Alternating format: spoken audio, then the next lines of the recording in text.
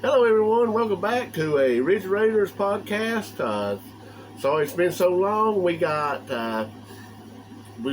things that went on and just didn't get a chance to, but we're back, better than ever. Wally, you here to join me?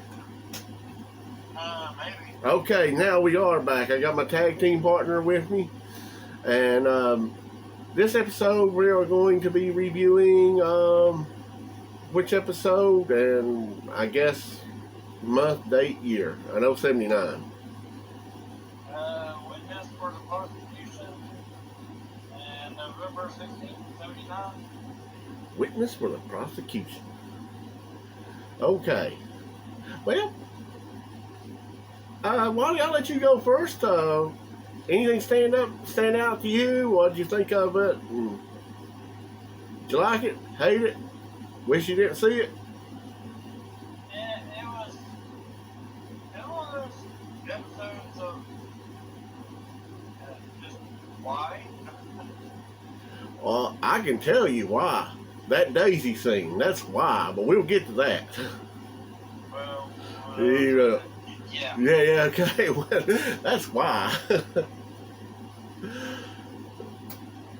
But other than that, anything? Because I got some things I want to delve into on the Heathens of Hazard.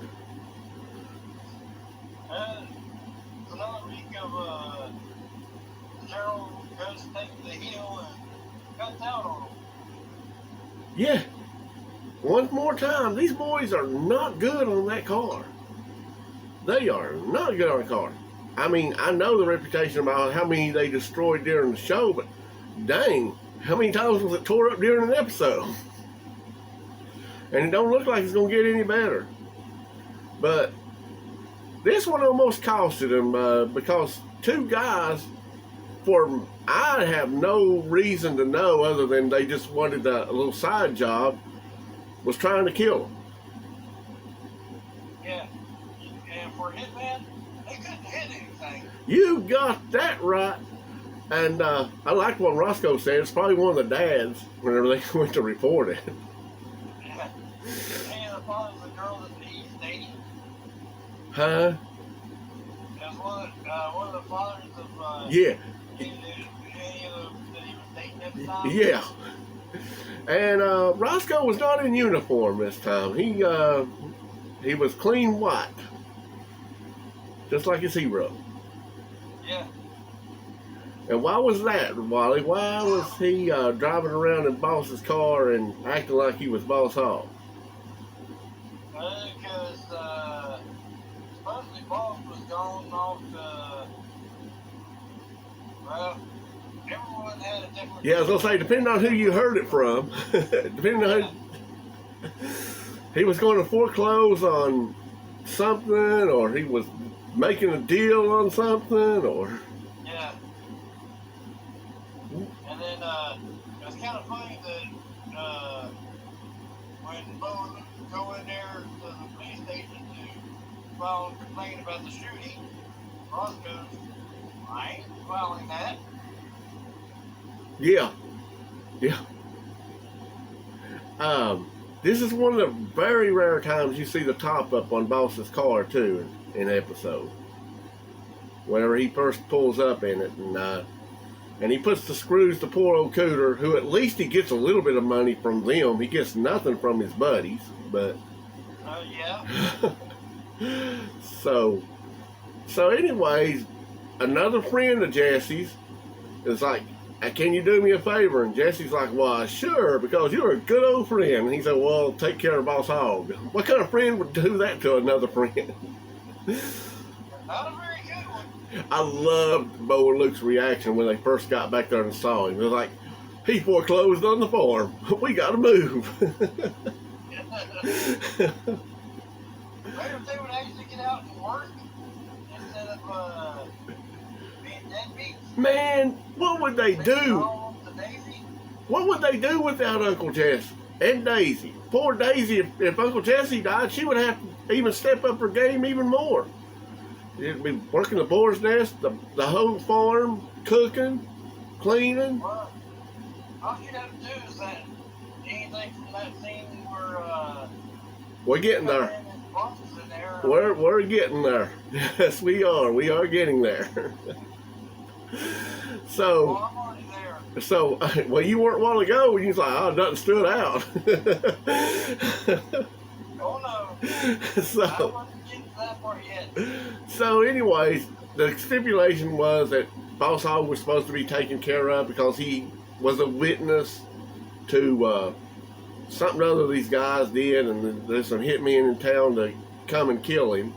And the thing is that Jesse's supposed to take care of him, wait on him hand and foot, and all that right there. Gotta give him the Duke's treatment. Yeah. Now, did you notice when the guys went into the boar's nest and was asking around about Boss Hogg, they said they were Bible salesmen.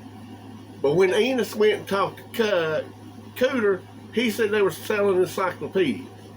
What kind of lawman? What kind of lawman is that? He don't even remember the thing they were selling. So his mind's all occupied anyways. He don't know where Boss is, so he's going to go talk to Bo and Luke for some reason or another. That's supposed to help him out, but that's getting too far ahead. Let's go back to Boss decides that he gets Daisy's bed for whatever reason. They put him in there. And Daisy comes home. 2 pounds of raw liver he ordered for that big break. Oh, yeah. But Daisy comes home after a long, and like I say, she has swing shifts all around. She's there during the day, night, everywhere. So she goes into her room thinking she's good. Now, this is when I think the show should have been titled Hog Heaven. I also realized at this moment in life, I wondered why they would shut down high school football for a TV show. I'm pretty sure this episode did it. I think that's whenever they were like, boys, we'll play on Saturday. We got to see what happens next. Yeah. So tell us what Daisy does and how everything escalates here. It turns into a hell of nerve. Yeah. He starts stripping down, and granted, the way they did the camera, everything was in shadows, but she takes off everything, it looks like. She sure, yeah, she acted really good in there right there. Really good. I don't know how they got away with this back in this time for late night, or not late night, but prime time show. Yeah. But they obviously got away with it. This is why, yeah, I would have called it Hog Heaven though. And then so she pretty much gets ready for bed, and she strips pretty much down to everything you would think. Then when she gets in there, how does she discover Boss? I don't remember that exactly. If she like hits him or he snores or what. She jumps up. Well, she found the bed with him, and then I guess he made a noise. I forget now.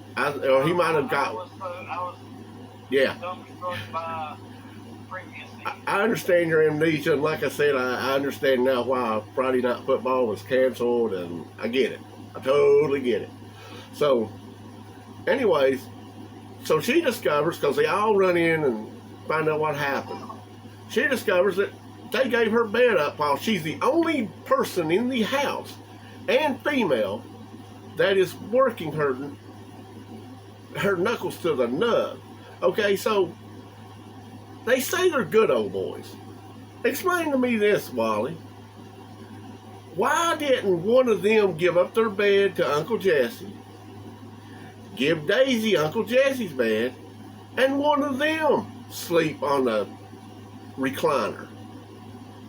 No, they couldn't be like that. That'd be too much expense for a good old boy. That's so much for their chivalry. But, so anyways, I do like the banter between Uncle Jesse and Boss, like kind of laughing off all the stuff that they done to each other when there's on the next day on the farm talking. And then that's when they see Enos coming up, because poor old distraught Enos, he doesn't know where to get his advice from. And he's supposed to be a good lawman, but he didn't even remember what the guy said they were selling. So Bo and Luke take off in Jesse's truck because the general's just basically toast at that moment. I guess Cooter didn't have a chance to work on it for free for him. So, and then Enos does the weirdest thing here. He turns on his flashers and starts following them off of their land, saying he's going to arrest them. For what? That did not make no sense whatsoever. Like, oh, y'all even pull over for me, y'all. I'm going to put you in jail. But Roscoe thing there. Yeah. When Roscoe stops that, he puts the kibosh on it, tells him to go do something other with railroad tracks and cows or something, right? Yeah. Yeah. All right. So now we're back in town, and Bo and Luke go to the only place they know to freeload off of. Cooter's garage. Oh wait, they were in the General. That's right. They weren't in Jesse's truck at that time. They were in the General because they had to get Boss out of the back seat. And Cooter saw them. So they talk to him and tell him what's kind of going on, and they need to borrow the truck. And Cooter does a smart thing. He says, you can borrow it, but Boss is going to have to pay me everything that Roscoe did for fixing that caddy. And he also mentioned that the cop cars needed fixed. That came into play a little later.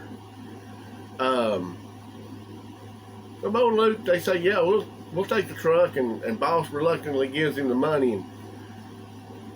And then they look out and they see that the hitmen, in broad daylight, because they don't know how to get up on a roof or be like snipers, are getting ready to shoot Roscoe because they think he's Boss Hogg. Well, they go through there and throw crap all over Roscoe. Yeah, my thing is, who hired these guys? Were they able to give him a description of Boss Hogg? Because he looks nothing like Roscoe. Did he just say go around and shoot people in a white hat and white suit? You know? You get rid of them, they won't be able to testify. So anyway, you're right. They throw that oil over him, and he has to go in to change. You didn't get a chance. They didn't get a good direct hit at Roscoe. But then they realize, because Boss pops up, that he's in a truck with them, and the chase is on.